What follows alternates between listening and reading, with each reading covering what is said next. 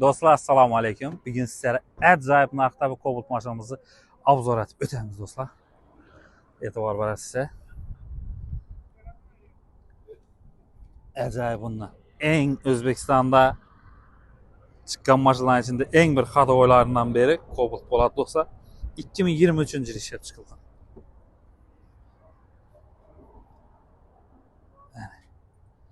29 bin kilometre yürüttü. Monitorlar koyulgan dostlar. Linoleum, çikol, polik, hemen nersesi bağ. Şotki maşına отдельными qilib berilgan. Do'stlar, e'tibor berasiz. Polni krellari 100% shumkalar ishlangan mashina. Torpedalari vatilla bosilgan.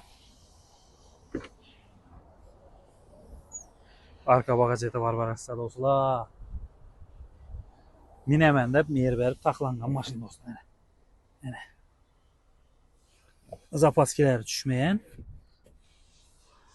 Metallari bor do'stlar. Ko'rsatib beramiz.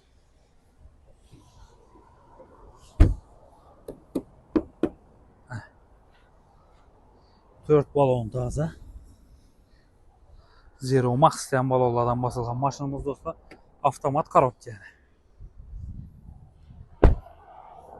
2023 yıl dostlar maşinimiz.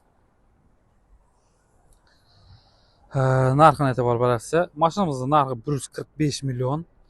Gəlişlərdə naqd pula buladığımızı. Dostlar maşında gördünüzsə, şunca navarotla işləngan. Bunu özünə az pul çıxmaydı. Lakin şu pulunu özünə sizə maşında minib keçsiniz olar.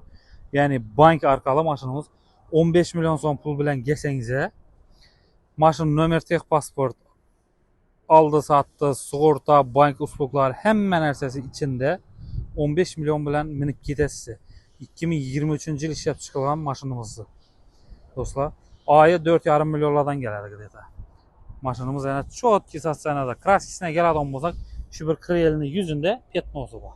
Başka hem yerlerine dostlar.